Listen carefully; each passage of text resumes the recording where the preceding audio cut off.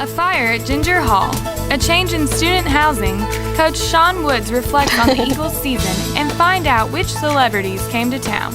All this and more today on NewsCenter. Good evening and welcome to NewsCenter. I'm Nate Merritt filling in for Christopher Nolan. And I'm Haley Murphy. This is your news for March 28th, 2013. After being closed due to an electrical fire for 2 weeks, Ginger Hall reopened the Monday before spring break. NewsCenter Adam Black has more. Ginger Hall is now reopened for faculty, staff, and classes after being closed due to an electrical fire. The fire, which took place March 2nd around 11 a.m., had closed down the building due to no power or water, says Officer Jessica Harris. No power, no water, and the fire alarms are not active at this time. Harris says fire is beyond their control and want to make sure that students and faculty are educated on what to do in case of an emergency. Things that have caused the fires recently have been things that are beyond our control, just different issues. We just keep trying to educate the people on campus about proper response to fire alarms, what they need to do in the event of a fire, who they need to contact, where they need to go when the alarms go off. It's really not necessarily prevention that we're after so much as education. Special education professor Dr. Sarah Hawkins-Lear says she was not worried at all during the fire. I really wasn't worried because I wasn't for sure if it was real or was it just, was it fake? But obviously it was real. So I was never really worried because I think Moorhead does such a nice job on letting us know the different procedures to do when we do have a fire alarm. So I made sure that all my students were out of the building. Dr. Lear also says that before Ginger Hall reopened, it affected her classes. We've had to move all of our classes online to Blackboard, so that's the only thing that's really been affected, but I've still made sure that the students are logging on to Blackboard and still being able to access the materials. Even with Ginger Hall being open, not all offices have been moved back into the building.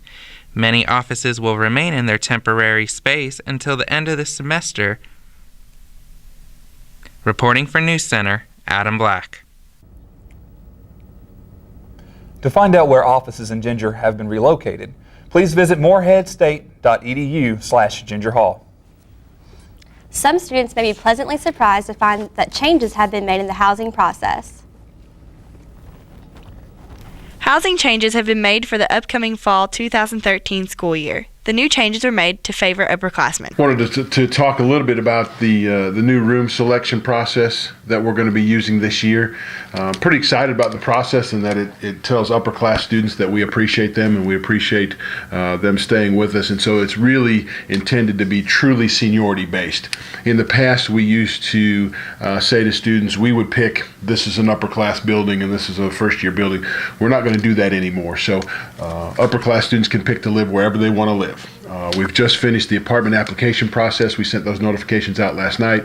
So we've had about 200 students apply to live in apartments. So we've notified the people that have gotten in and notified people on the waiting list. And now we'll move into the next phase of the selection process, which between the 28th and April 5th, students with 30 hours who have lived on campus for at least 2 semesters can actually pick to stay in their current room. They can choose that room for next year and won't have to do anything else. That's all they have to do in the room selection process. Any students with less than 30 hours who have been here more than 2 semesters or are interested in switching rooms, the assignment process will be available April 16th and 17th. If you want to live in a particular building all 4 years, you can do that. We want students to make their residence halls their homes, and so we're trying to value that seniority piece. We're trying to give students more of a choice on where they live, and then we'll assign first-year students and incoming students to the spaces that are available. We will do some consolidation. If, for example, there are 2 upper class rooms on a particular floor, we would ask those students to consolidate to an upper class floor, and we will have first-year floors, but we won't designate things by building. So pretty excited about the process. I think it's something that students are very interested in. We've run the process by student government and some other students, and they seemed appreciative. And I hope students will see that we value them. We want upper class students to have complete control over where they live. And this process, I think, allows them to do that and allows us to manage our housing inventory in a pretty efficient way.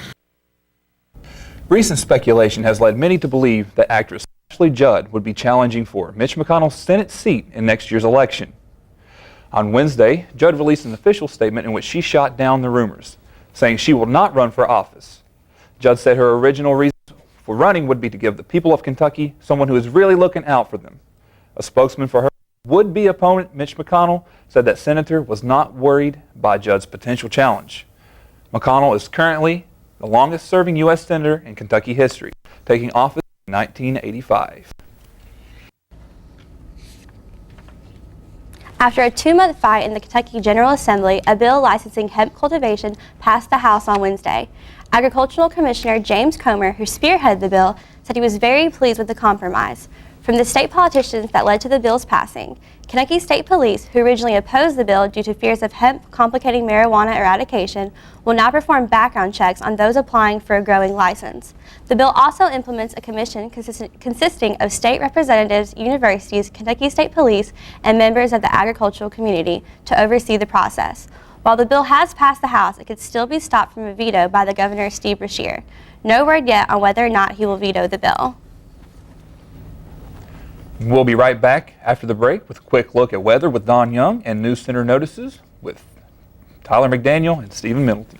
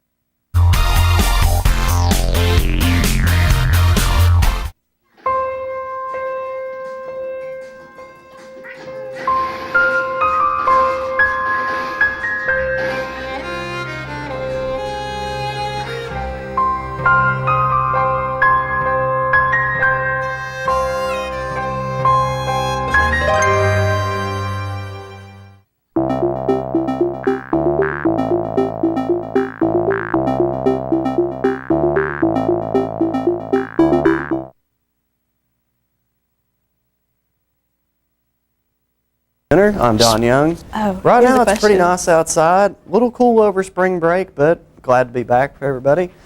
Right now temperature's sitting around 45 degrees, mostly sunny outside. We're going to continue seeing this weather for the next little bit. However, we're not going to be seeing sunshine on Easter, however. Going to be seeing a little bit of rain working back into the area. Back in 1910, the high was 83, so nowhere close that day, about 20 degrees off, but luckily nowhere close to the low set back in 1947 either. So we were spared from that today. Once it finally not blue in the background, seeing a little bit of warmer temperatures, mid to upper 40s across the Commonwealth. Up in Covington, seeing temperatures around 48. A little warmer in Ashland. Bowling Green, seeing temperatures around 56. That would be the high across the state. So overall, pretty nice across the Commonwealth.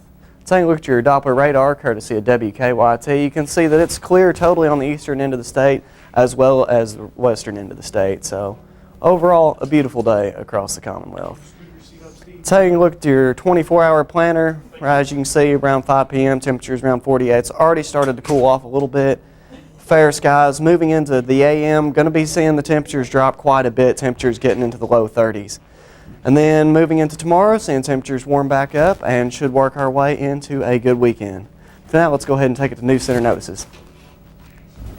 Today on News Center Notices, we have with us MSU senior Tyler McDaniel and instructor Stephen Middleton. How are you guys doing today? Fantastic. Doing good. Well, recently you all had documentaries shown in 2 places at once, correct? 2 states. That's Yeah. right. Tell us about the one that you all worked on together. Let me talk about it. Okay. Last summer we worked for an independent study project. Did a documentary called Junker's Lament about people who buy and sell scrap metal. So where did you all travel to do this? You want to talk about that? I believe it was 5 different counties. It was here in Rowan County, Mason County, Morgan, Powell and Montgomery. That's right. That's right. And how did y'all get in contact with the different people you interviewed for this? It wasn't as elaborate as you might think. We drove until we saw a lot of junk and then said, hey, can we talk to you? And Were most people pretty receptive to wanting to talk to you? no, not really. No. Oh, that doesn't sound good. But, it's all part of it. Well, it went pretty well overall, though. I mean, Yeah. no big bumps. You did your own documentary, too, right? Yes, I did. Can you tell us a little more about that? Yeah, it's called An Atmosphere of Elegance. It's about there's this old theater back home where I'm from, Maysville, Kentucky, and it's got a lot of history behind it. There's it's where Rosemary Clooney had premiere of one of her movies back in the 50s, and then we basically just talked about the history of the theater and then kind of some of the restoration that they're trying to do and hopefully the future. Did someone approach you about making this documentary, or did you just kind of go on a whim? No, I went down there with my mother one day. We were enjoying, we're having a nice Saturday out. And, Always good Saturday with your mother. Yeah, and we stopped by the theater because there was somebody in there giving tours. I'd never been in there. So we went, and it was beautiful. And I was kind of taken aback by how grand it was. Even though it's dilapidated, you can tell the beauty that it once held. And that's pretty much it. I thought it was beautiful. And your showing was this past weekend for that, right? Yeah. How did this event come into place? Well, it started because I wanted to raise money to help the theater. Because, like I said, it's beautiful. I really want to see it get restored. And It's got an eye for beauty. I do. Yeah. And so we talked to, there was a woman on the committee that I was originally talking to, Luann Mattingly, and then she kind of sent me to someone else on the committee, Robert Rowe, who is the station manager of the radio station in Maysville. And then Stephen and myself went down there and talked to him a little bit, kind of got the ball rolling about the show times and the dates and everything. And then we did a bunch of promotion. And would you say the event was a success? yeah, I think so. We had a pretty good turnout.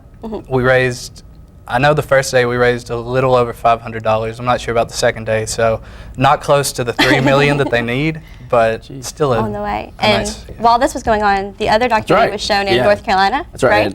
In Boone, North Carolina, Appalachian State, for the Appalachian Studies Association Conference. So, yeah. Were you asked to be there for it? I was, or? yeah. All right. Well, anything else coming up in the future? You working on anything now? Yes. Sort of. I don't really know how to describe it.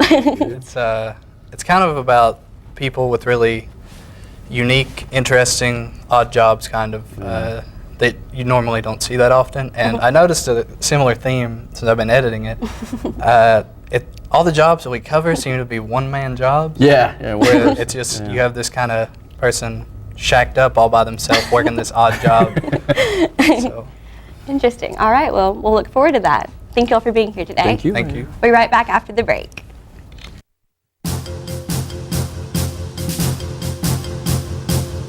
Breaking news.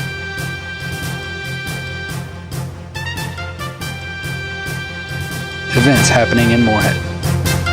Special guests. Weather updates. There when you need it. Channel 77. News Center. Thursdays from 5 to 5:30.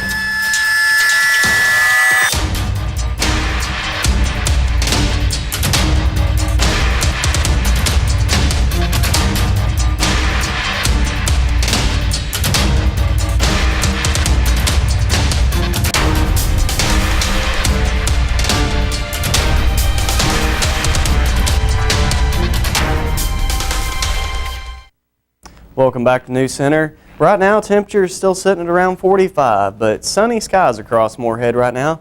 The whole state's actually seeing some nice weather, so a good switch from what we've had the past couple days coming with all the snow and everything. and floodwaters last week too. So it just has not been very good weather here in the Commonwealth. Humidity sitting at around 44%. Right now temperatures, like I said earlier, all mid-40s to low 50s. Bowling Green's still a hot spot, temperature sitting around 56. Low spot in Frankfort and Jackson, seeing temperatures around 46. So overall, pretty average across the state for this time of year. Taking a look at your Doppler radar, courtesy of WKYT. As you can see, nothing going on the eastern end of the state, nor the western end. So beautiful day. But seeing a little bit of rain moving into the area towards Easter. So we're going to be seeing a few showers Sunday. Scattered though, it's going to be hit or miss. It's not going to be just like a massive storm, as you can see on the United States radar, that there's not really a whole lot going on. There's a few pop-up showers here and there. Texas seeing a little bit. Virginia, the D.C. area, Maryland, a few storms over that way. But overall, in our neck of the woods, totally clear. We're seeing those nice sunny skies. Few clouds from the storms that I was just talking about that are working their way up that way. But overall, our area, completely clear across the Commonwealth. Taking a look at those temperatures across the nation, Texas seeing temperatures in the mid-70s, so that's be the hot spot across the nation. Up there in Wisconsin, though, seeing temperatures around 39, so a little cooler up that way. Our area in the tri-state, temperatures all in the mid to upper 40s, so pretty nice across the United States right now. Nothing big to complain about. Tonight, fair skies. Like I said, there's going to be a few little clouds moving into the area, but nothing to really worry about. Low around 29, though, so it's going to be quite cool, and we're going to be seeing that sunset just right before 8 o'clock here in a few hours. Taking a look at tomorrow, like I said, chance of storms moving into the area. Just going to be scattered though, nothing major, like I said, but a high around 51. So we're seeing those temperatures start to move back up, so that is a plus. Let's take a look at your 5-day forecast and those exact temperatures on Easter. Like I said, Friday, a high of 51 with a low of 39. Saturday, a little bit of clouds moving into the area, but we should still see some sunshine. And Sunday, Easter, going to be nice and warm, temperatures around 60, but it's going to be accompanied by rain showers and a low of 34. And as quickly as it warmed up, it's going to be cooling back off with Monday, temperatures dropping around 45 with a low of 26. Tuesday, a potential for some winter weathery mix again. Could be anywhere from snow, rain, sleet, a little bit of everything. Hopefully it stays towards just rain, but always a potential when you got those cooler temperatures in the area. So not perfect weather towards Easter, but a lot nicer than it has been. Hopefully it won't be any more floodwaters like we seen last week, or no more snowstorms. I'm ready for spring. The big bright yellowish orange thing up in the sky, what is that? The sun, that's right. We haven't seen that in a while, and I'm very happy that it's out. It has been a while. It came out to see us today and over the next few days. Luckily we'll get a little bit of a nice weekend from it. It's about time. Exactly. I am happy for it. Well, for now, let's go ahead and take it to sports with Bonnie Daly. This weekend, the Morehead State baseball team is set to hit the road for a series with the new OVC member, Belmont. The baseball team is coming off of a series win last weekend against Southeast Missouri and look to keep their momentum going. Going into the series, the Eagles hold a 9-15 record overall with a 4-5 record in OVC play. The series is already underway at ES Rose Park and will continue tomorrow starting at 4. Morehead State track student athlete Desmond Bell has been named the OVC Co-Male Athlete of the Week. Bell is currently a sophomore at MSU and recently won the 800-meter run at the Cincinnati Early Bird Relays. Bell's time for the race currently stands as the league's best for the 800-meter run. Bell also shares his Athlete of the Week honors with SIU Edwardsville Ahmed Evans. The track Eagles will be running toward another win this Friday and Saturday at the Rally Relays in North Carolina. The MSU men's basketball team season recently came to an end. Head coach Sean Woods takes a look back on the season in the OVC tournament.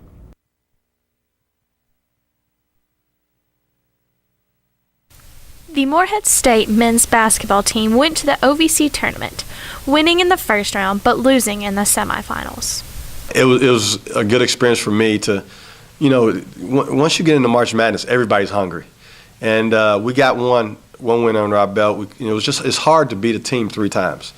And if we were just looking forward to if we can get by that one, now we're the person who's been beat. twice and see if Belmont could beat us 3 times. So, situations happen. It's unfortunate, but we're going to make sure it doesn't happen again. Head coach Sean Woods said it was a typical transitional year. No doubt about it. I need guys that fit my personality. These were some great guys. I mean, off the court, I thought they were good guys. But it's hard to change someone in 6 months. I only was with these guys for 6 months, and to get 15 wins out of these guys my way, it's kind of a feat. But during the season, you don't look at it that way because you're trying to win every single game that you play. But realistically, looking back, I thought this was a pretty productive year leading into the future. The future brings new recruits and veteran players. Well, the guys that we got coming back know the system now. Angelo Warner ended up with down the stretch pretty good. Drew, last 4 or 5 games, he wasn't as injured. He was injured, was plagued with injuries pretty much all year. Chad Pathman has gotten a lot better. Now we just got to get the point guards intact. Our guard play's got to get much better. This is a guards league, so that's what we're really concentrating on. But Bakari Turner was a 6th man of the year. But recruiting's going well. So the future looks really, really good for Moorhead. The men's basketball team finished the season with a record of 15-18. Reporting for NewsCenter, Marky Owens. And now for NewsCenter's famous sports trivia. Who was recognized last week as a member of the Indiana Basketball Hall of Fame 2013 Silver Anniversary Team? Was it A, Mike McGuire, B, Sean Woods, C, Gene Kett, or D, Tom Hodges? Well, we know the answer is not C. I'm going to go with D. I'm going to go with Sean Woods. I'm going to just go against everybody else and go with A. Well, the answer is Sean Woods. He was one of 18 that was recognized, and it's actually 25 years later after he played in Indiana, so it's actually pretty awesome. Wow, that's impressive. Cool. Yeah. So he averaged 18 points. That's per game. So that's why he was called for one of the 18. It's pretty good. It's impressive. Yeah. Yeah, for back then, absolutely. Definitely not easy to do. Especially before the 3-point line. So. All right. We'll be right back after this break.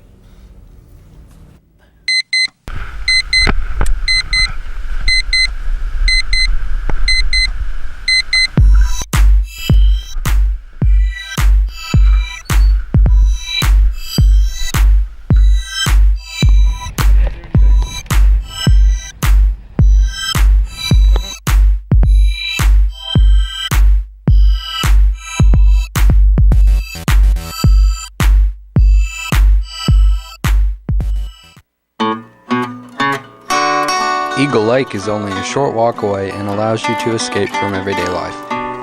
You can exercise and relieve stress by walking around the lake, or you can just sit back and enjoy the view. Eagle Lake is the perfect place to go to relax, but in the next few months it's going to get even better. So what are you waiting for? Go up to the lake. You know you want to.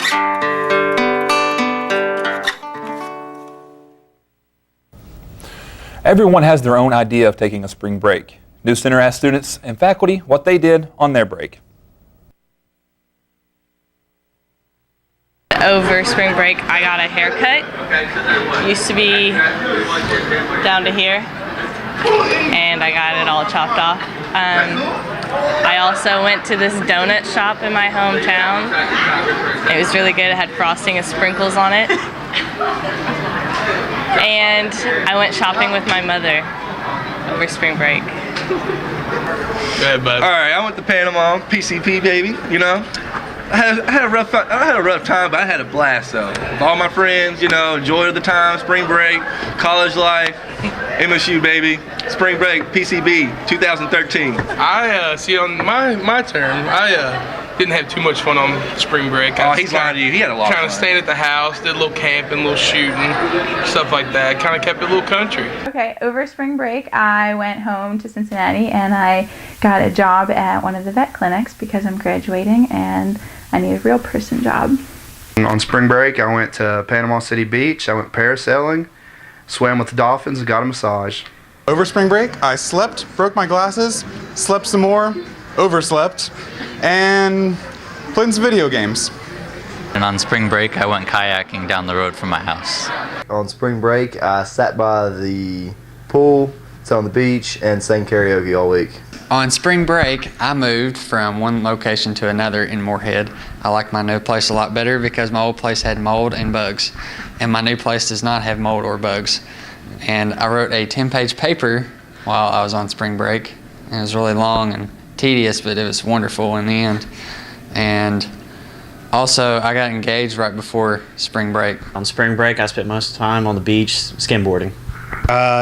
Over spring break, I got to get some sleep, graded some papers, and got a haircut. And I went on a cruise to the Bahamas on spring break, and I went to the beach in Nassau and Freeport and did shopping and just kind of did some sightseeing and went to the buildings and to see what everything was all about. I've never been there.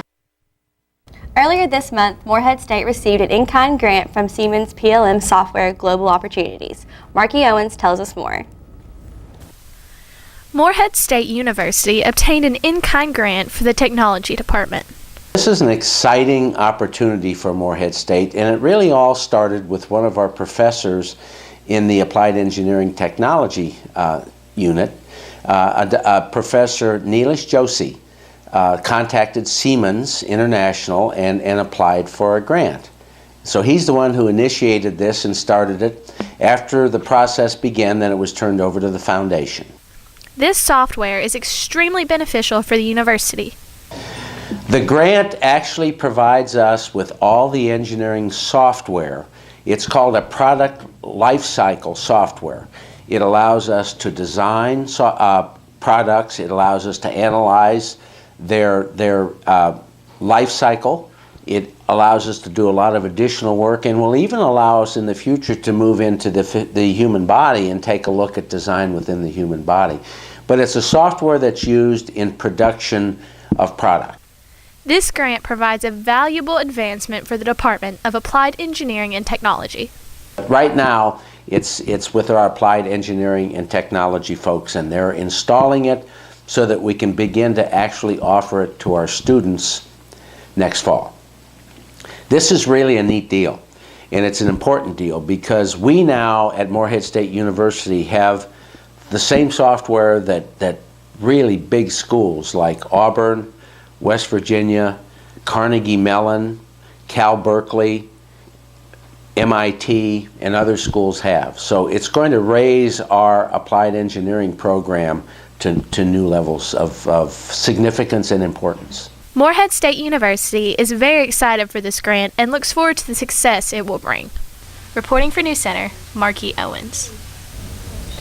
A local novelty shop recently hosted a convention. NewsCenter Hardy Breeding was there. So they contacted me out of the blue and asked me to audition for, well, they wouldn't tell me what for yet. And at the time when I was auditioning, I had no idea what I was doing, what it was for. So I just sent in a video and here I am. That was Addie Miller of AMC's The Walking Dead explaining her rise to fame at such a young age. Addie was one of the many celebrities gathered at the Richards Cool Stuff on March 11th. Hollywood in the Head was attended by hundreds of students and locals throughout the day. Horror was the featured genre. You know, we have more conventions primarily, and just go to appearances, meet all the fans, hopefully they're fans. Promote movies you've been in or movies that you got upcoming. Some of the stuff I've done is like was in Saw 3, and we call Insidious, and we call Rainbow the Genetic Opera. Probably the most well-known actor at the event was Tony Todd. Due to his busy schedule and being in high demand, Tony had to decline an interview, but made a lot of fans happy along the way. For NewsCenter, I'm Hardy Breeding. On behalf of Dong Young with weather, Bonnie Daly with sports, and the rest of NewsCenter, I'm Nate Merritt. And I'm Haley Murphy. Have a great evening.